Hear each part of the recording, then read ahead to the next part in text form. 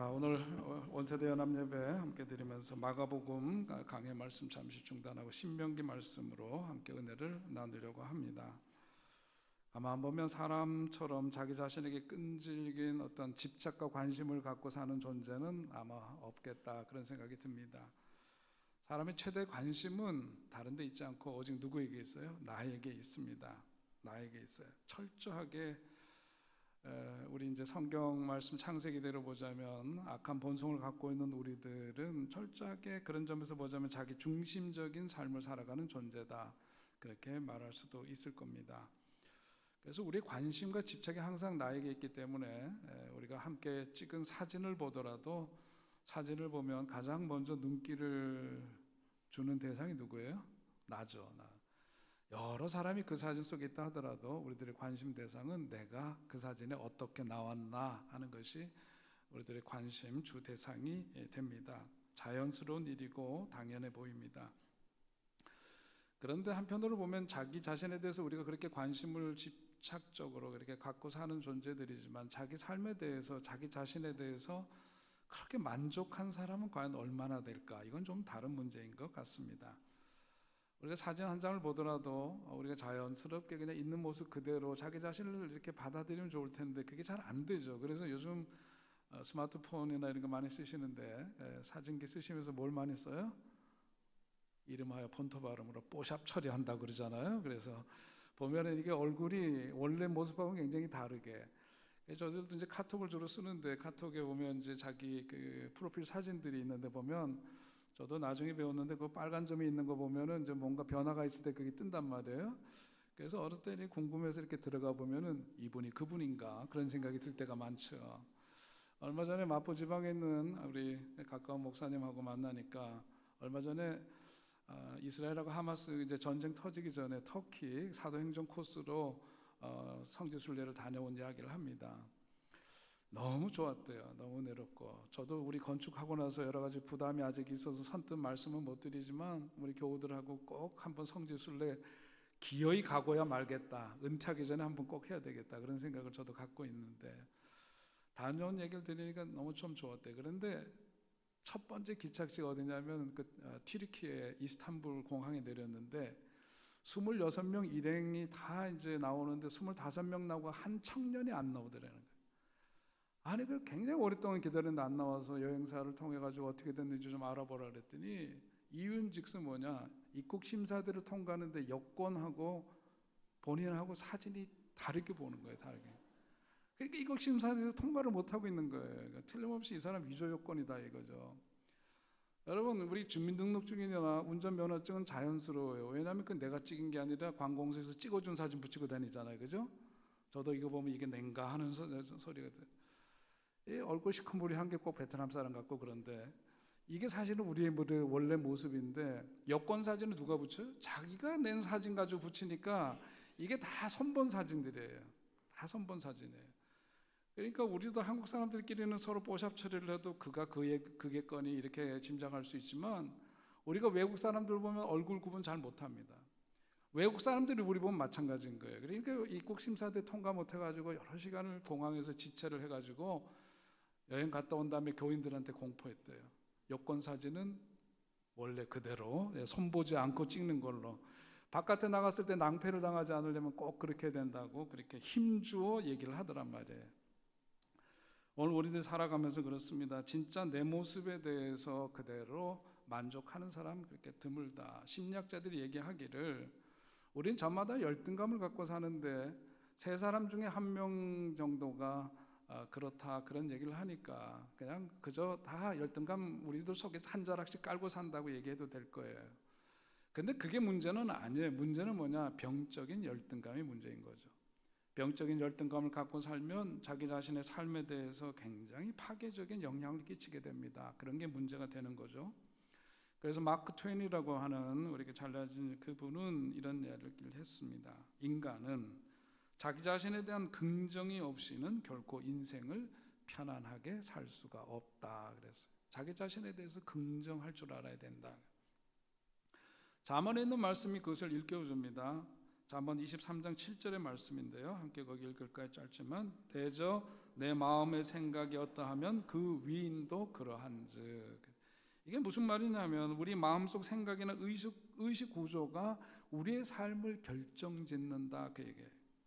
우리의 삶의 모습을 결정하는 것은 다시 말해서 우리의 사고방식이고 우리의 어떤 그 마음의 생각이다 그런 얘기죠. 그러니까 살면서 우리의 마음, 우리의 생각은 어떻게 형성이 돼요? 자라면서부터 주로 만났던 주 대상자가 누구예요? 양육자가 엄마죠. 대개 보면 엄마인데 그 대상 관계에 의해서 우리들이 우리 스스로에 대한 뭐가 자아상이 생기는 거예요. 이미지가 형성이 되는 거죠. 그것이 사실 우리의 신앙으로 보자면 아버지 하나님과의 관계에서도 하나님과의 관계 속에서도 그 자아상이 신앙관과도 연결되어져 있음을 보게 되는데 아무튼 오늘 보면 긍정적인 자아상, 거룩한 자아상, 행복한 자아상을 갖고 사느냐 그렇지 못하느냐에 따라서 그 인생이 참 달라진다 하는 말씀이에요. 사랑받는 존재다. 내가 나라는 존재는 가치 있는 존재다. 그리고 이 세상은 정말 그런 점에서 살아볼 만한 좋은 세상이다. 그리고 행복한 존재다라고 하는 그런 의식을 갖고 사는 사람은 마음속에 행복한 자아상, 거룩한 자아상이 있기 때문인 거죠. 그런데 한편으로는 뭐냐면 나에 대해서 생각할 때 나는 나도 어떻게 해볼 수 없는 존재요. 내가 나를 좋아할 수 없는 나라고 하는 의식을 갖고 살면 그건 부정적인 자아상인데 그런 삶을 사는 것은 행복하지 않을 겁니다. 오늘 성경 말씀은 우리들에게 우리가 살아가면서 어떤 자아상을 갖고 살아야 되는지에 대해서 일러주는 그런 말씀이죠. 오늘 이스라엘하고 하마스와의 전쟁에 대해서 어떻게 볼 건가? 우리 지난주 제가 목회 수상 때 말씀을 드렸기 때문에 그 이야기에 대해서는 얘기하지 않으려고 해요. 오늘 왜곡된 모습으로 나타난 어떤 현상이 있지만 성경 말씀에서 이스라엘 백성들을 축복하시고 더 나아가서 하나님을 믿고 사는 사람들이 지니고 살아야 될 자화상 혹은 자아상 이것은 어떠해야 될 것인가를 일러주는 말씀이 오늘 본문의 말씀입니다. 한마디로 얘기해서 뭐라 그래요? 이스라엘이여 너는 행복한 사람이로다. 함께 해볼까요? 이스라엘아 너는 행복한 사람이로다. 거기다 자기 이름을 붙여서 최영태 너는 행복한 사람이로다. 이땡땡 너는 행복한 사람이로다. 자기 이름을 붙여서 그렇게 우리는 우리 자신에 대해서 그렇게 선언해야 된다 하는 점을 이야기해 줍니다. 오늘 이스라엘을 보면 사람들이 부러워합니다. 탁월한 민족이라 그러고 사실 탁월한 점이 많아요. 노벨상이 세계 인구의 1%도 안 되는 유대인들이 25% 이상을 점유하고 받았으니까 그런 점에서는 탁월한 점이 분명히 있죠. 그 이스라엘이 갖고 있는 어떤 자아상 속에는 뭐냐면 자기 생존을 위해서 디아스포라로 흩어져 나라 잃은 백성으로 살아가면서도 철저하게 자기의 이익을 지켜야 되는 어떤 집단의 자아상이 있고 한편으로는 이스라엘 백성들이 하나님께 택함을 받은 민족이라고 하는 선민 의식 속에 그리고 또 한편으로는 자신들을 통해서 아브라함을 축복해 주신 것처럼 복의 근원이 되는 민족으로서의 그런 자아상을 갖고 살아가는 그래서 이스라엘 민족에게는 그런 자아상이 그들에게 있죠. 그러나 그 갈등적인 관계가 오늘 이제 현상적으로 나타나는 것이 문제이긴 하지만은 원래 원전으로 들어가서 보면 성경에서 하나님이 그들에게 주신 자아상은 뭐냐? 행복한 자아상을 갖고 살라고 말씀하고 있는 거죠.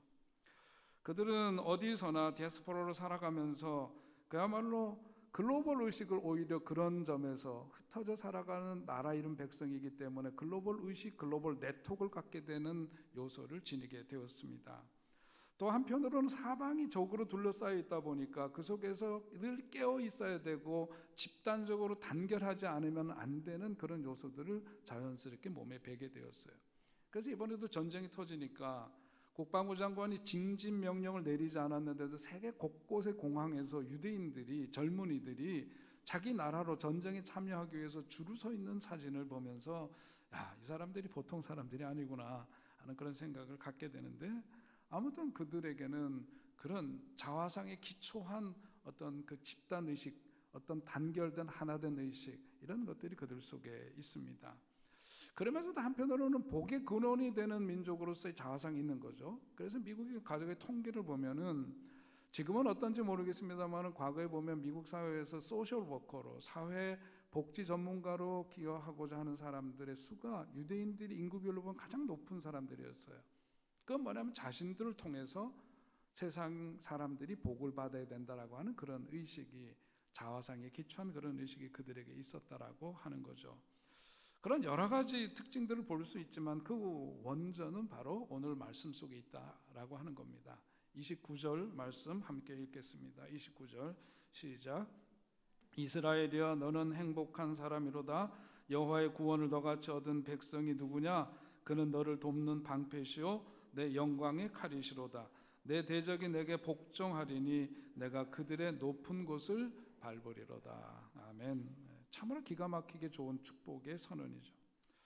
저는 무엇보다도 모세가 이제 약속의 땅에 들어가기도 전에 자기는 죽음을 앞두고 있지만 유언으로 이런 말씀을 남겼다는 것이 너무나 감동적입니다.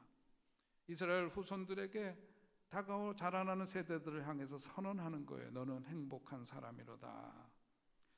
그 심중에 간직하고 이것을 지니쳐 살아간다라고 하는 것은 얼마나 참 복된 삶인가 하는 생각을 갖게 되죠.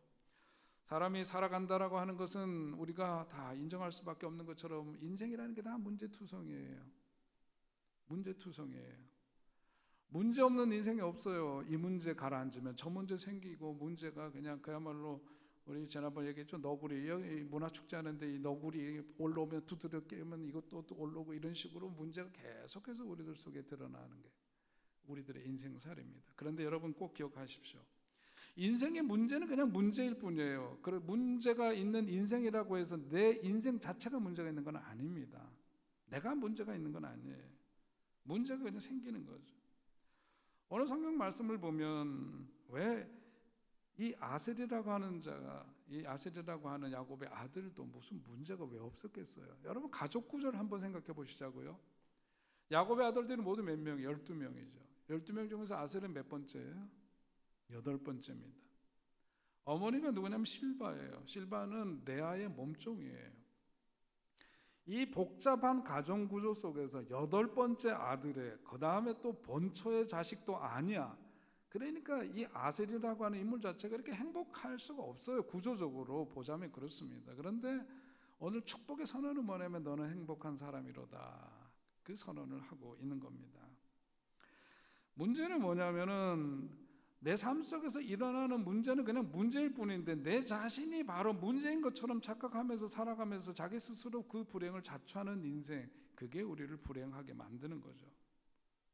자기 인생을 부정적인 자화상을 가지고 살아가면 그런 삶을 살아갈 수밖에 없어요. 구조적으로 그렇게 돼 있어요. 그러니까 모세가 뭐냐면은 니네들이 태어난 환경이나 조건이 어떠하든지 너희들은 너희들 자신에 대해서 분명하게 선언하고 살아야 된다. 너는 행복한 사람이로다. 그 자화상을 분명히 하고 살라는 거예요. 나는 행복한 사람이다. 나는 행복합니다. 나는 하나님의 큰 사랑을 받은 사람입니다. 하나님의 구원 은총을 받은 사람입니다. 나는 그런 점에서 행복한 사람입니다. 분명하게 자기 자신에 대해서 그렇게 말하라는 거예요. 오늘 모세가 이 선언을 했지만 그렇다고 해서 그들에게 문제가 없는 게 진짜로 아닙니다. 그들이 무슨 약속의 땅에 들어간 거 아니에요. 그 백성들 앞에 놓여있는 어려운 문제는 그대로 있습니다. 약속 믿고 왔지만 요단강 건너서 그 다음에 그 땅에 정착하기까지는 수도 없는 전쟁을 치렀어야만 돼요. 그러나 축복하는 거죠. 그럼에도 불구하고 행복한 사람이라고 선언하는 겁니다. 현재 문제 해결할 능력이 없어요. 미래 문제에 대해서는 손도 대지 못해요. 그러나 하나님의 믿음의 능력만을 의지하면서 하나님의 약속의 땅을 향해서 걸어가는 하나님의 사람답게 선언해라. 너는 행복한 사람이다. 나는 행복한 사람이라고 하는 선언을 분명히 해라. 이유가 뭐예요? 어떻게 해서 그런 선언이 가능해요? 내 문제, 이 펼쳐지는 현실 문제는 복잡하고 어렵고 난제투성이지만은 누가 우리의 아버지가 되시냐? 하나님이시다. 우리는 하나님의 아들이요, 우리는 하나님의 딸이다. 하나님의 택함받은 백성이다. 하나님의 권세를 이어받는 상속자다. 그런 의식을 갖고 살아갈 때 우리는 우리 자신에게 그런 선언을 할 수 있고 해야만 된다 하는 점을 말씀해 주고 있습니다. 자, 오늘 아셀에게 주시는 축복의 내용을 세 가지로 살펴보면 첫 번째는 뭐냐? 형제에게 기쁨이 되는 축복이다 그랬어요. 오늘 아셀은 가족 구조상 앞서 말씀드린 것처럼 행복하기 어려운 삶의 여건을 갖고 있는 사람이었습니다. 그런데 오늘 성경 말씀을 보니까 형제들에게 기쁨이 되는 축복을 그에게 주셨다라고 하는 거예요. 여러분도 한번 형제관계, 가족관계 한번 생각해 보시면 가족 중에서 누군가 나에게 도움도 주고 힘이 되는, 기댈 만한 사람이 있다면 참 좋겠지만 그렇지 못한 경우들이 또 얼마나 많아요. 그죠? 형제들이 내게 짐이 되는 경우들도 참 많습니다. 그래서 형제들 뒤치다꺼리 하느냐고 큰 고생하고 그렇게 사는 경우들이 얼마나 많아요. 그런데 아셀에게 내린 복은 뭐냐면 형제들에게 기쁨이 되는 축복이라고 그랬어요. 다른 주석을 보니까 뭐라고 되어 있냐면 형제들이 가장 좋아하는 형제가 된다 하는 그런 말씀으로 해석되어 있습니다. 그리고 형제들에게 그렇게 기쁨이 되고 형제들이 좋아하는 그런 삶의 축복을 누리니까 그 삶에 더해지는 축복이 있어요. 그게 뭐냐면 24절이에요. 그 뒷부분을 보니까 그의 발이 어디에 잠긴대? 기름에 잠길지로다 그랬습니다. 여러분 잘 아시죠? 구약에서 기름이 의미하는 것은 축복입니다. 가장 좋은 물질의 축복을 의미해요. 건강을 의미합니다. 거룩한 변화를 의미합니다. 그럴 때 기름을 상징적으로 그런 걸 쓰는 거예요. 저는 오늘 그 말씀을 좀 의역해서 해석하면 이런 거라고 봐요. 형제에게 기쁨이 되는 사람은 하나님께서 그 발이 기름에 잠기게 하실 정도로 가장 좋은 것으로 크게 축복하신다. 여러분들이 그런 삶의 주인공들이 되시기를 축원드립니다. 여러분 한 세상 살면서 누군가에게 도움이 되고 기쁨이 되고 넉넉한 것을 베풀 수 있는 삶이 된다면 얼마나 큰 축복인지 몰라요. 어떻게 해서 우리들은 그런 존재가 되어야 하느냐? 창세기 12장 2절에서 아브라함을 축복해 주셨던 그 말씀이 곧 우리들에게도 적용되는 말씀이죠. 얼마나 귀해요? 함께 읽도록 할까요? 12장 2절 시작. 내게 복을 주어 내 이름을 창대하게 하리니 너는 복이 될지라. 너를 축복하는 자들에게는 내가 복을 내리고 너를 저주하는 자에게는 내가 저주하리니 땅의 모든 족속이 너로 말미암아 복을 얻을 것이라 하신지라. 복의 근원이 되어서 남들에게 축복이 되는 인생 살게 해주겠다. 그게 하나님의 약속이죠. 신약시대를 살아가는 우리들에게도 사도 베드로를 통해서 우리에게 주신 축복의 말씀이 있어요. 베드로전서 2장 9절입니다. 시작. 그러나 너희는 택하신 족속이요 왕같은 제사장들이요 거룩한 나라요 그의 소유가 된 백성이니 이는 너희를 어두운 데서 불러내어 그의 기이한 빛에 들어가게 하신 이의 아름다운 덕을 선포하게 하려 하심이라. 아멘. 우리로 하여금 너희를 어두운 같은 데서 불러내어서 다른 사람들에게 아름다운 덕을 선포하는 일에 쓰임받는 존재로 아브라함을 축복해 주셨던 그 내용처럼 왕같은 제사장으로 우리를 삼으시고 다른 이들에게 아름다운 덕을 선포하는 일로 쓰임받는 존재로 삼으신다는 거예요. 그러니까 우리가 긍휼의 마음, 은혜의 마음으로 형제와 이웃을 대해야 되겠다 하는 말씀을 우리에게 주시는 거죠. 저는 이것이 축복받은 사람, 행복한 거룩한 자화상을 갖고 사는 사람들에게서 나타나야 될 증거라고 봐요. 개인의 삶만 그런 게 아닙니다. 교회도 그렇게 해야 합니다. 여러분 우리가 주변에 보면은요 교회가 들어선다 그러면 쌍수를 들고 반대하는 동네가 한두 군데가 아니에요. 오늘 우리 지역 같은 경우에는 어떻습니까? 우리는 뭐 마을 주민센터하고 뭐 어떤 일들은 같이 하고 지난주도 마을 문화축제 우리 교회랑 주민센터 같이 하고 금요일날 가련 초등학교 아이들 와가지고 여기서 지난번 전교생이 왔는데 이번에는 고학년들만 왔는데요. 사진 보여주면 좋으련만 저겁니다. 애들이 환호하는데 동네가 들썩들썩해요. 얼마나 기뻐하는지 몰라요. 제가 보면서 선생님도 기뻐해, 아이들도 기뻐해, 공연하는 사람들도 기뻐해, 우리들도 쏙 기뻐해. 그러니까 얼마나 여러분 누군가에게 기쁨이 되는 교회가 되고 그런 기쁨이 되는 성도의 삶을 살아야 될 줄로 믿습니다. 오늘 축복의 내용은 다른 게 아니에요. 누군가에게 기쁨이 되는 삶을 살아가는 거예요. 지난번 봄에 우리 후배 목사님이 우리 김 목사님 옛날에 목회했던 곳에 있던 후배 목사가 감자 심기도 전에 팔아달래. 심기도 전에 팔아달래. 그리고 미리 이렇게 받는 거래요. 그래서 제가 그래도 그때까지는 감리사 꼭지 안 떨어질 때니까 부탁을 해가지고 550박스를 팔아줬어요. 놀라지도 않네요. 이게 돈이 얼만데 그러세요. 그거 했는데 어저께인가 우리 강화도에 있는 어떤 선배분이 은퇴를 하셨는데 소목사 고구마 팔아줘 그러더라고요. 사실 준비 되셨나요? 여러분? 제가 그랬어요. 아야 동지방에는 더 못해 나 미안해서 못해. 우리 교회만 부탁할게. 여성회장님한테 얘기할게. 그리고 아직도 얘기 못하고 있어요. 이게. 여러분 근데 이게 뭐냐면 고구마 한 박스가 누군가에겐 기쁨이에요. 먹는 사람들은 이거 뭐 좋으니 나쁘니 어쩌고 그러지만은 어쨌든 농사 짓는 분들은 정성을 다해서 그것도 유기농으로 지었대. 예? 아시겠죠? 유기농. 예, 그런데 그거 많이 팔아주셔야 돼요. 여러분 또 농촌교회에서는 그 농사 짓는 사람들이 고구마 팔아주니 도시교회가 해주니까 얼마나 기쁘고 감사하겠어요. 교회 존재 목적 자체가 예수 믿고 구원받는 일을 위해서 쓰임받는 교회 되어야 하면서 누군가에게 기쁨이 되어야 하는 거죠. 그런 교회 되어야 해요. 형제들에게 기쁨이 되는 교회, 그 책임과 도리와 사명 다하는 교회, 하나님께서 더욱더 크게 축복해 주실 줄로 믿습니다. 제가 지난번에 구청장님 만났을 때 그 얘기 자랑스럽게 했어요. 우리가 사실은 빚도 많고 그러지만 녹번 종호사회복지관 우리가 하게 됐다 그러니까 아이고 너무 기쁘고 잘 됐다고. 제가 다른 교회 목사님이 그래요. 하던 일 멈추고 우리 교회가 그 일을 맡는다 그러니까 공무원들이나 거기 이제 관계되시는 분들이 그래도 우리 교회에 맡겨 일이 되겠다 그리고 왜 거기에 그 출연금 같은 거 이런 거 확 내려가지고 해보는 거 들으셨잖아요. 그러니까 뭐냐면 사람들한테 그런 크레딧, 그런 신용을 얻고 사람들에게 그런 신뢰를 주는 것, 얻는 것, 그건 엄청 축복이에요. 하나님께서 그 일을 우리가 기꺼이 감당하는 여러분들의, 저는 그냥 얘기만 했을 뿐이죠. 그죠? 결정은 누가 했어요? 담임 목사 한 거 아니에요. 여러분들이 하셨어요. 분명히 하시자고 이거. 여러분들이 결정하셨어요. 하나님께서 거기에 따른 감당할 수 있는 능력도 주시고 하나님께서 더 좋은 복을 내려주실 줄로 믿습니다.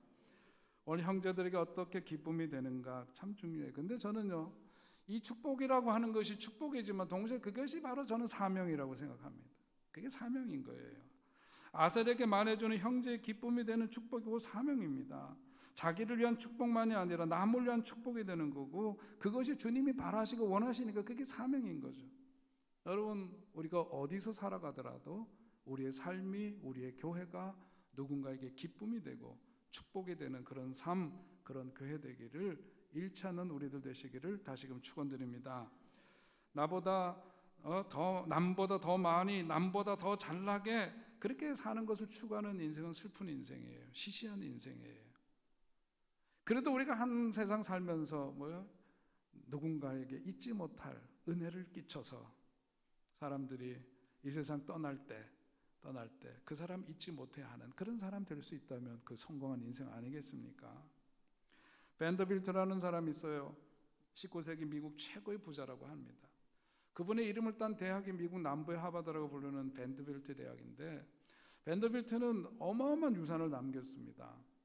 그런데 그 유산을 남기고 어떻게 됐느냐면 그 유산이 자손들에게 어마어마하게 상상할 수 없는 유산을 남겼지만 그리고 나서 다 흩어져 버렸어요. 동시대를 살았던 앤드류 카네기라고 하는 사람은 철강왕으로 우리에게는 알려져 있지만 그분은 자기 인생 말년에 재산을 정리해가지고 1901년 당시에 2억 5천만 달러를 그것을 여러 개의 연구 신탁 기금을 만들어서 신탁을 하고 그러면서 사회복지와 국제평화를 위해서 쓰임받는 그런 재단을 만들어서 거기다 기탁을 했어요. 지금까지도 100년이 지났지만 앤드류 카네기에 의해서 만들어진 그 재단으로 인해서 얼마나 많은 사람이 혜택을 받고 복지를 누리는지 모릅니다. 그겁니다. 잘 고르셔야 돼요. 또한 잘 나누어야 합니다. 그게 어떻게 해서 이루어지느냐? 주님께로부터 받은 그런 거룩한 자화상을 가지고 건강하고도 행복한 자화상을 갖고 이 땅에서 소망을 두고 모든 것이 끝장난 인생처럼 사는 어리석은 사람들이 아니라 영원한 삶을 사모하면서 우리가 그런 삶을 택하면 하나님께서 길이길이 그 이름을 귀하게 존귀하게 높여주시고 주님께서 축복해 주실 줄로 믿습니다. 오늘 단 25절의 말씀을 보니까 내가 사는 날을 따라서 능력이 있으리로다 그랬어요. 아셀에게 주는 축복은 능력 있는 삶을 사는 축복을 주셨다고 성경은 말씀하고 있습니다. 축복은 축복인데 뭐냐면 능력 있는 삶이에요. 그것도 이례적이고 어떤 이례적인 사건을 통해서 주시는 그런 능력이 아니라 앞에 뭐죠? 그 내가 사는 날을 따라서 그랬어요. 그건 뭐예요? 영구적인 거예요. 계속되는 겁니다. 지속적으로 능력 있는 삶이 점철된 그런 인생 살도록 해주겠다. 그겁니다. 그래서 29절에 여호와의 구원을 너같이 얻은 백성이 누구냐? 그는 너를 돕는 방패시오 내 영광의 칼이시로다. 하나님이 우리를 돕는 뭐가 되신데? 방패가 되시고, 그리고 여호와는 어떤 영광의 칼이 되시기 때문에, 그러니까 29절 끝자락 같이 읽어요. 시작. 내 대적이 내게 복종하리니 내가 그들의 높은 곳을 밟으리로다. 아멘. 여러분 얼마나 귀한 말씀. 여러분 능력 있는 삶을 사시길 바라고, 그 능력이 이례적인 게 아니라 지속적으로 여러분의 사는 날 동안 따라가 그 능력을 발휘하며 사시기를 바랍니다. 여러분 아무리 우리가 좋은 꿈을 갖고 있어도 수행할 수 있고 이룰 수 있는 능력이 따라주지 못하면 안 돼요. 내 능력 갖고만은 안 됩니다. 하나님이 능력 부어주셔야 되는 거죠. 그런 능력을 힘입어야 됩니다. 부자를 꿈꾸는 청지기라고 하는 오래전에 나온 책을 보니까 그 서문에서 그 저자가 이렇게 썼어요. 범사에 감사할 줄 아는 실력이야말로 최상의 실력이다. 부자를 꿈꾸는가? 그렇다면 먼저 감사의 실력을 키워야 한다. 감사의 실력이야말로 부자 마인드의 전제 조건이다. 무엇을 소유했기 때문이 아니라 주님께서 나와 동행해 주시기에 감사할 줄 아는 원천적인 감사를 먼저 소유한 이 시대의 부자들이 많이 나올 수 있기를 바란다. 서원에 쓴 거예요. 감사가 뭐래요? 감사도 실력이다. 아무나 감사하는 거 아니에요. 감사가 실력이 있어야 돼요. 감사할 수 있는 능력이 있어야지. 감사도 모르고 주어진 축복의 근원이 어딘지도 모르고 그렇게 살아간다면 어리석은 사람이에요. 감사도 실력이다. 여러분 그 연장선상에 보니까 행복도 뭐냐면 능력이고 행복도 실력입니다. 행복도 실력이에요. 제럴드 챔폴스키라고 하는 분이 쓴 책이 있는데 그것이 우리나라 번역될 때는 제목이 좀 바뀌어요. 사랑 수업이라고 하는 걸로 이제 제목이 그렇게 나와 있는데요. 번역이 되었는데 거기 보니까 행복이 결단이고 행복이 하나님의 뜻이면 행복이 실력이라는 얘기를 거기서 담고 있어요. 그 저자가 말합니다. 행복도 우리가 인생 살면서 선택하는 결단이다. 그래서 여러분 행복도 이제부터 내가 행복한 사람이라고 하는 자화상 그 속에서 뭐냐면 결단해야 됩니다. 난 이제 행복하게 살기로 결단해야지 그 삶의 행복이 뒤따르지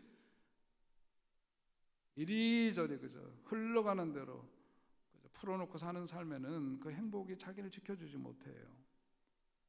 행복도 실력이다, 능력이다. 오늘 여러분 그런 결단이 여러분 속에 있게 되시길 바랍니다. 그래서 건강한 행복한 그런 거룩한 자화상을 갖고 행복하기를 결단하고, 감사도 실력인데 감사도 능력이에요. 감사하면서 행복한 사람으로서 자화상 갖고 승리하시기를 축원드립니다. 끝으로 오늘 말씀을 보니까 마음속으로 행복하다고 느끼는 차원이 아니라 그것이 적극적으로 하나님이 축복해 주시는 것을 가로막는 세력들이 있을 때 그것에 대해서 우리가 맞설 수 있어야 돼. 맞설 수 있어야 돼. 그래서 그 마지막 절 29절에서 내 대적이 내게 복종하리니 내가 그들의 높은 곳을 밟으리로다가 바로 그 말씀입니다. 여러분 우리가 행복하기를 결단해도 거기에 대해서 저항하고 그것에 장애물이 되는 일들이 얼마나 많은지 몰라요. 여러분 살아보셔서 아시는 것처럼 우리가 잘 살고 싶고 행복하게 살고 싶고 능력 있게 살고 싶어도 그것을 방해하고 그걸 저하는 일들이 얼마나 많은지 몰라요. 우리가 결단만 한다고 되는 게 아닙니다. 그런 삶을 그걸 내 삶 속에서 이루려면 맞서야 돼. 그걸 방해하는 것과 맞서야 돼. 350장 우리가 찬송 불렀습니다만은 악한 마귀 권세들과 싸워 이기려면 어떻게 됩니까? 뭘로 이겨야 된대요? 말씀으로, 기도로 이겨야 될 줄로 믿습니다. 우리들에게 주어진 무기는 다른 게 아니라 말씀과 기도로 오늘 내 행복한 삶의 그을 무너뜨리고 행복한 삶, 거룩한 삶에 대한 자화상을 갖고 사는 것을 무너뜨리려고 하는 마귀의 권세 역사가 있을 때 말씀과 기도로 맞서시고 승리하시길 바랍니다. 여러분들은 행복한 사람들입니다. 예수님 때문에 행복하고 주님께서 우리를 자녀 삼아 주셨기 때문에 행복하고 일꾼 삼아 주셨으니 쓰임 받게 된 거 감사하고 여러분들이 그런 분명한 자기 선언 속에서 날마다 행복하고 날마다 만족스럽고 날마다 승리하는 여러분의 삶이 되시기를 주의 이름으로 축원드립니다. 하나님 아버지,